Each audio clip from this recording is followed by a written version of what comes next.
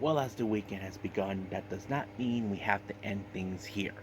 So today we're going to be reviewing ChocoPro's much recent show that took place back on June 30th with number 381. This one is all tag team matches, all three of them. And then of course we move on with the much self-produced show by Nao Kakuta. As you know, she has announced her retirement in this month. So this is her self-produced show, of course, financed by none other than Tokyo Pro Wrestling. This is going to be a very, very fun event. And then, of course, we end our reviews with AEW Collision. This one will conclude who will be joining Bryan Danielson in the finals of the Owen Hart Tournament. Will it be Hangman Page or Jay White? So we just have to wait and see what happens until then. And then, of course, we cap up our episode with some news updates to give you guys updates what's been going on in the world of pro wrestling, such as what events the promotions are thrown out, who's booked, what matches are set, including developments that are happening in the world of pro wrestling that needs to be addressed. So, let's get ready for another episode of Deleted Wrestle Zone.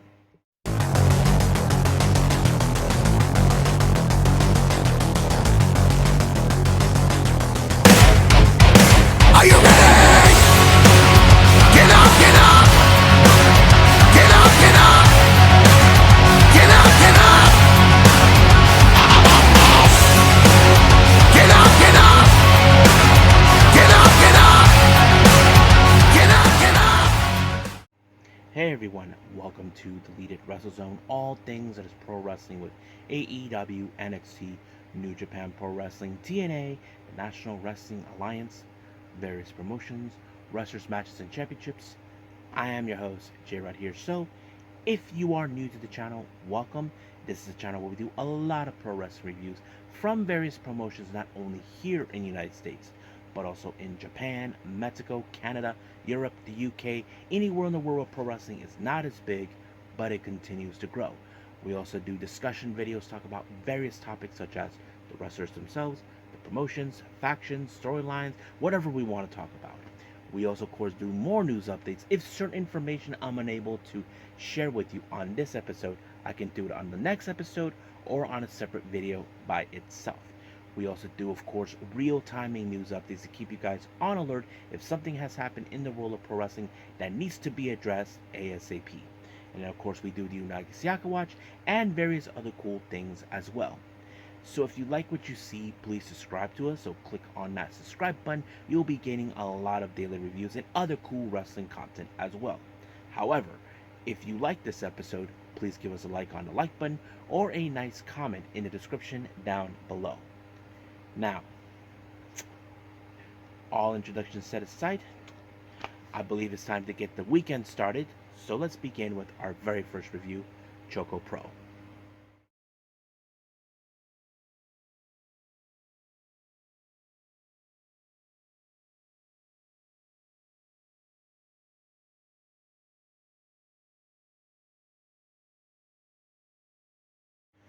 Okay, ChocoPro number 381. Now I want to make a note here for everybody. Balanaki and Meishuruga were not involved in this particular event due to the fact that they went to Singapore to participate in the Grapple Max Tag Team Tournament. So I don't know what's the updates on that, but we will see what happens. Now, of course, opening up the show is none other than Chiko Shikawa giving the lowdown and info to what's going to happen for today's event, for this one. So this is going to be interesting, but she will participate in the match herself too. Now, our first match, we have Antonio Honda and Tokiko Karahara coming out in their super gear getup. I'm talking about Honda dressed up as Superman and Tokiko as Supergirl. But of course, Antonio Honda had to do da da da da da da da da. So if you guys are not fans of the Superman Christopher Reeves, then you guys are missing out. But if those who understand the reference, good for you. You guys are on the same boat as me. So I thought it was very interesting. But however, their opponents are none other than, of course, Eric Kane and a masked wrestler I never seen, but he has a cool name, Ultimate Spider Jr. So yes, he does the whole like Spider-Man. He was doing that in parts of the match.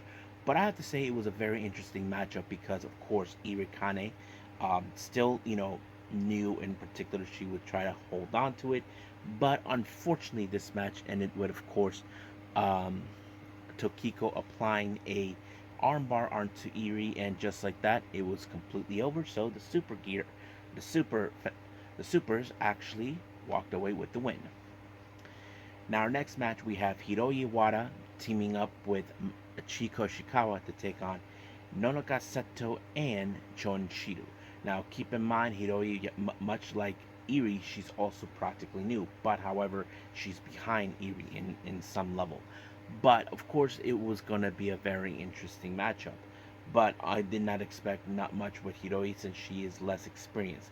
But in the end, it was, of course, what's her name? Chi with a submission onto um no no it was of course Chonchiru with a submission onto Hiroyi. Just like that, it was over. So that practically ended right there. Now, our main event, we have CDK consistent of Masahiro Takanashi and Chris Brooks taking on London Machine, someone who we have seen recently in ChocoPro, and a guy named Billy Ken Kidd. These two guys are mass wrestlers. Now, the match was pretty fun and interesting, I'm not going to lie. But, of course, much of the factor goes to CDK since they are a well established tag team. They are cohesion. They know exactly what they need to do, but they were able to pick up the win when they double pin onto London Machine, and just like that, it was completely over. Now, for our Junkin tournament, I wasn't too sure how this was going to go. Now, I don't know about our master wrestler guys. Some of them were able to pass, but others they didn't. But the one person I did not expect that was going to win the Junkin tournament, it was, of course, rookie Hiroyi Yawada. And I think this is her first time ever winning it. But good for her. At least she got her first win in the Junkin tournament. Hopefully, she'll get more. But I think that's pretty much it what we have for ChocoPro. It's time, of course, for the Tokyo Joshi Pro Wrestling event, Nao Kakuta's produced show, Cross.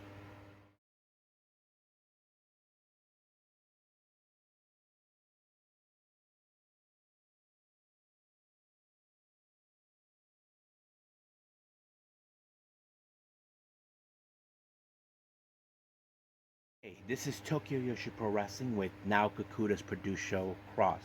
Now, those who are not familiarized with what's been happening, let me explain to you. About a few months back, it was announced by Nao Kakuta in a press conference that she was announcing her retirement. Now, of course, some of you may question, uh, I mean, she's still young. Yeah, I think she's in her 30s at this point.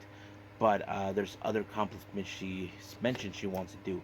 I wouldn't be surprised if those accomplishments, of course, is her getting married and possibly having kids. That's something I'm sure we could expect from her.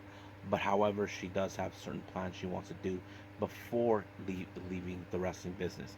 But however, Tokyo Pro Wrestling did allow her to do a self-produced show, and she called in a couple of her old friends back in the day from her Actwres girls days. Now remember, Nao Kakuta is not a homegrown girl from Tokyo Pro Wrestling. Originally, she came from Actwres girls and then became a freelancer until she signed with Tokyo Pro Wrestling. Now, of course, opening up the show, we have, of course, Sarui Namba. Many of you know who she is. She's an awesome ring announcer, and of course, giving a lot of info what goes on in the show before the start of the show and all this and all the matches. And of course, Nakakuta addressed her fan base, letting her know what's gonna happen. I hope they have a good time, that sort of thing. But that's until the very end. Now, our first match, we have Kageto Sekiguchi taking on Cherry. And of course, we had a very, very special guest referee. Many of you know her from Stardom, and before that, of course, former of My Him, Himeka. That's right, ladies and gentlemen, Himeka. The same Himeka who was part of DDM, teaming with both Natsupoi and Maika. So some of you may question, I thought she retired. Well, she is retired, but she's the special guest referee. Now, you may ask yourselves, how would she do? I have to say she did a pretty good job until somehow, like the old saying goes, I I just I just walked out of this and they just pulled me right back in. Basically, she was attacked by both Sekiguchi and Cherry. But however, little plot twist is Himeka pinned both Sekiguchi and Cherry to win the match. So basically, the ref won the match. So I thought it was pretty funny. But of course, many of you don't know this. Micah was there too. I mean, she was there to support her friend. So it would make absolute sense. Now, our next match is a very fun one. This one is called the Battle Royale full of Nao Kakuta. So that means everybody who's involved in this have to dress up like her.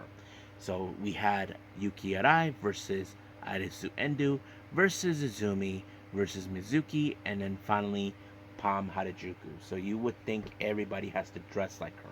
But the one person that many of the other wrestlers find annoying is none other than Pam Harajuku. But this is how the order went to the element of the Battle Royale. Um, First, it was um, Mizuki, then Zuzumi, Yuki Arai, and then Pam Harajuku. That only leaves Arisu Endo winning the match. Now, our next match, we have Imawari taking on Maika Ozaki. Now, don't forget Maika Ozaki. She's a very strong individual. She would definitely try to beat Imawari as much as possible, but however, she applied the Kiniku Buster, allowing herself to pick up the win. Now, and then of course we had a special ring announcer that was there, someone named Aina Aiba, formerly known as Yuki Irame. Now, I don't know much about her, but I'm going to presume that she was in Actwres Girls because most of the wrestlers that came are from Actwres Girls. Because our main event features none other than Cosmic Angel's very own Natsupoi and Sayuri Onoi. So basically, they team up again. This time, they take on Tai Hamna and, of course, the girl of the hour, Nao Kakuta. I have to say the match was pretty good. Now, we do know, due to the significance of Natsupoi and Sayuri Onoi, we do know they have a good cohesion. They teamed up in the past and the present. That sort of thing has always been a very good factor. But it was, of course, the Cosmic Angels that won the match, thanks to Sayuri applying the suplex, and then, of course, the fairy gift. And just like that, it was Natsupoi who pinned Nakakuta and ordered to end things. So it was a pretty good, fun event, I have to say. I mean, it's sad that now Kakuta is retiring. I'm sure, hopefully, many of you feel the same way, but it is what it is. It's time for her to move on, and of course, hopefully, we get to see her down the road. So I think that's pretty much it what we have for this particular event. So I believe it's time to do our last and final review, AEW Collision.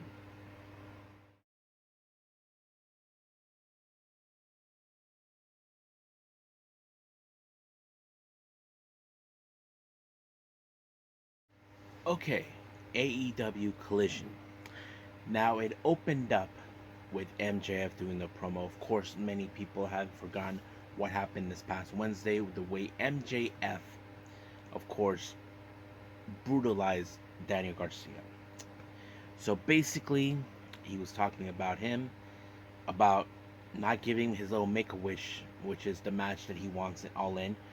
But however, most people would think that probably it will happen. And then of course he talked about Will Ospreay, who he doesn't think he's the guy who should be leading AEW. So that sorts it up, but we'll see what happens down the road. Now we do see an interview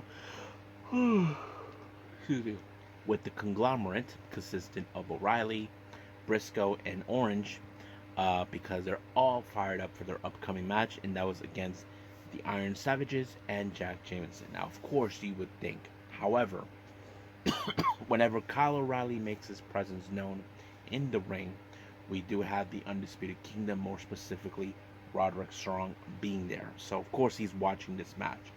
But it was a pretty good match, not gonna lie. But of course, the factor is you got members of the Iron Savages, bigger individuals, much stronger. However, it was Orange Cassidy with the Orange Punch onto Bronson, allowing himself to pick up the win. Excuse me. Now, our next interview, Hangman Page. Now, of course, as you know, the reason he came back was convenient to the Elite, more specifically Matt and Nick, because as you know, they want. But I think right now Hangman has resentment over the fact that these guys didn't bother calling him, they didn't bother asking him how he was doing, that sort of thing. So it's more like you only call me to your convenience. But now it gave him the opportunity, as you know, to make his way back to the AEW World Title conversation. But however, he has to go through one particular person.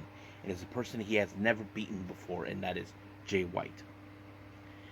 Now, our next match, we have, of course, Toni Storm versus Trish Adora. Now, nothing too significant about this.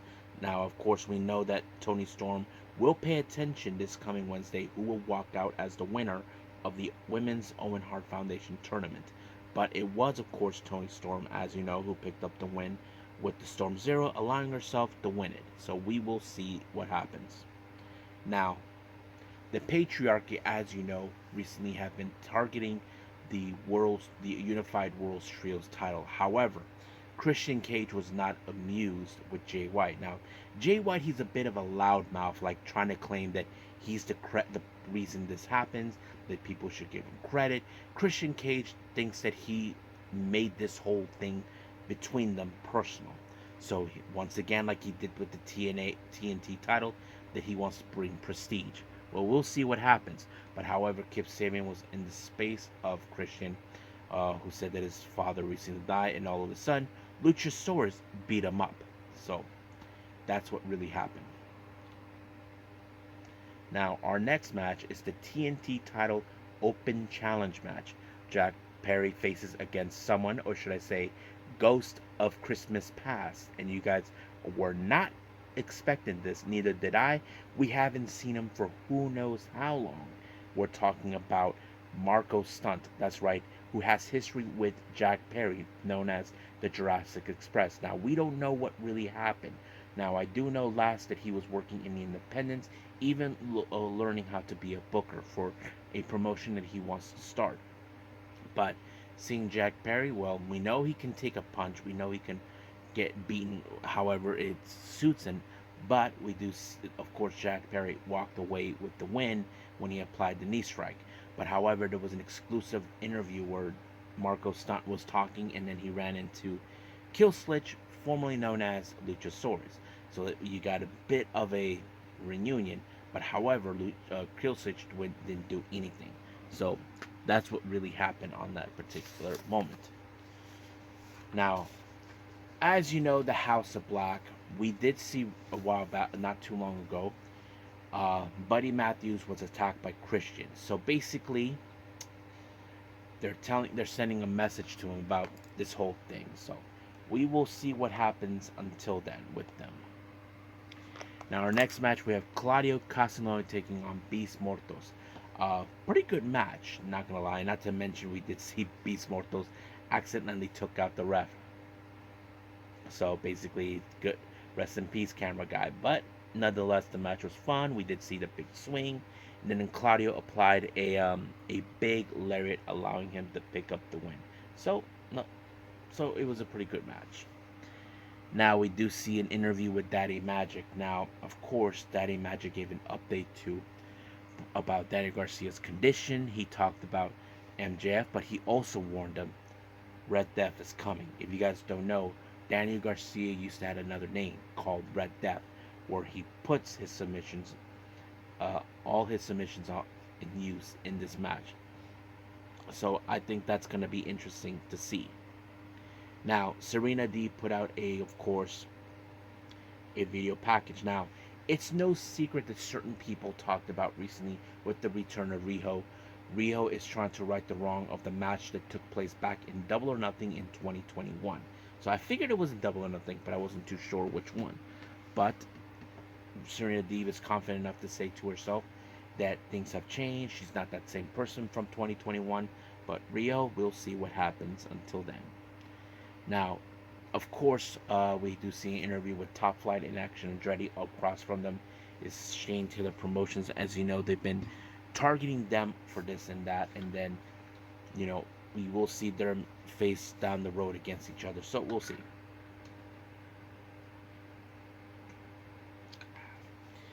Now, our main event is the Owen Hart Foundation Tournament semifinals. Hangman Adam Page and Jay White. Now, remember, Jay White has defeated Hangman Page before, so he is of what we say his white whale. But however, due to the significance um, from the EVPs, most specifically Nick and Matt, well, they barred the Bang Bang Gang from ringside. However, Hangman was like, "What the hell?" You can tell that he did not like that the EVPs are trying to get him to be on board with them, but he's not happy with it. But we will see what happens until then. But nonetheless, of course, Hangman, it was unhinged. He wants to get his hands on Strickland and strip him of the AEW World Title. That's his game plan. But however, at any other moment, the referee was out thanks to Jay White's incompetence, and then of course Hangman pulled out his belt, whacking Jay White, and then Jeff Jarrett gets involved. However, we did see, of course, Christian Cage appeared and speared Jay White, costing him the match. So I'm sure that the Bang Bang Gang are not too happy how things turned out. But however, it was the buckshot lariat by Hangman Page in order to win the match, and he will go to the finals to face Bryan Danielson this coming Wednesday. So I think that's pretty much it, what we have for everything, all the reviews. Let's move on with our last and final thing, news updates.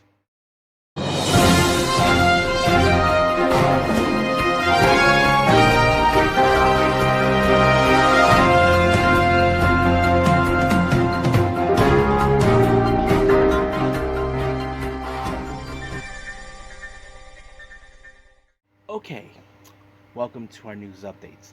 Now, as we speak, Stardom had their much recent show in Corkin Hall. However, before the start of the matches, of anything else, the president, Taru Okada, gave a lowdown on certain things. Now, this will continue on the developments as well. We'll get to that in a bit. But right now, then he announced for matches for upcoming events on the 23rd, the 27th, the 23rd in Corkin Hall. We do have the Goddesses belts will be defended. We have Shuri and Konami defend those belts against Momo Watanabe and Tekla. And then, of course, we have the New Blood Tag Team titles also defended. Hanan and Saida will defend their belts against, of course, Rina and Azusa Inaba. And then on the 27th in Sapporo Wonder Rendezvous, the white belt Natsupoi will challenge for the white belt, and the person who will be the one that she'll be challenged is either going to be Mika Owada or Sayuri Onoi. So we will see what happens. But also, the future belt is also defended. Rina will defend her belt against Rana Yagami. And then on the 23rd, for the second day of the Sapporo World of Rendezvous, the red belt will be defended between Maika and Natsuko Tora, and the high speed will also be defended by Saya Kamitani and Mei Sita. Now, as we speak, by the time we start this before this uploaded, Deadlock Pro Wrestling, as you know, the national championship has been vacated by Brian Keith. It will be defended during Tag Fest in a three-way match. We have Adam Priest versus Kevin Blackwood versus BK Westbrook. So one of these men will come out on top to win this belt. And then, of course, we have GCW's Bloodsport 11 that will take place on July 28th.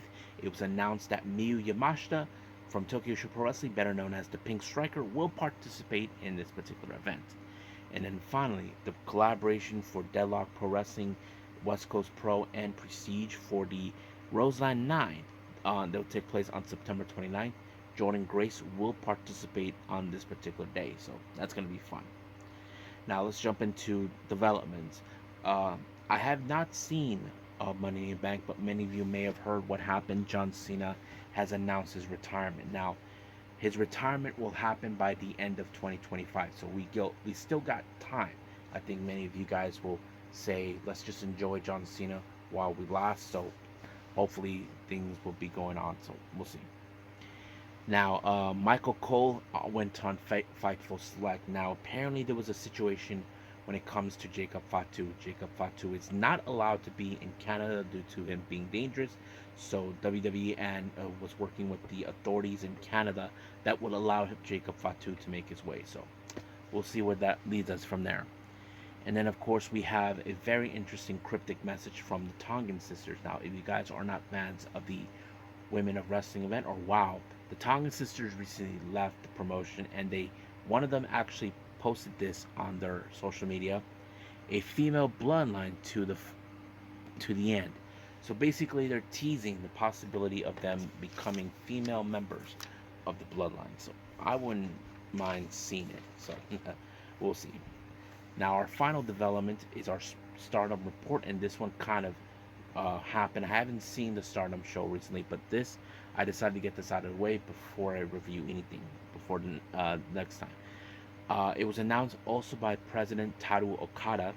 HANAKO will be spending much of August touring in America. Now, this is interesting, a good development for her. As you know, she has been growing significantly, but would make sense. Now, remember, the entirety of the 5-star Grand Prix will take throughout the entire month of August.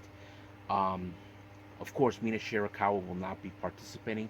The theory is that people believe that she'll be hanging out with Mina, touring all over AEW. That is possibly the idea. So we will see where that leads. And then found a part of the Stardom report. Tekla, as you may have heard, she's suspended after she viciously attacked a staff member after her match against Sayaka Kurara. But we will see what happened. But of course, Tekla doesn't play by anybody's rules, but that's who she is. So I think that's pretty much it for now. So I believe it's time to call it a day. Well, I hope everybody enjoyed this episode. Coming up, hopefully I get an opportunity to see Stardom. However, I am considering reviewing 2 events that took place last month in June. I'm talking about CML Lady in the Rings, Fiesta Part 2, and then of course Fortune Dream, produced by Kenta Kobashi. So those 2, I'm thinking about doing those. I think I haven't reviewed that at all, but I'm looking forward to it. But we'll see what happens until then. So we'll move forward from here on out. But as of right now, I will see you guys in the next DWZ time, same DWZ channel. I must bid all of you adieu. So goodbye, and have a nice day. Bang.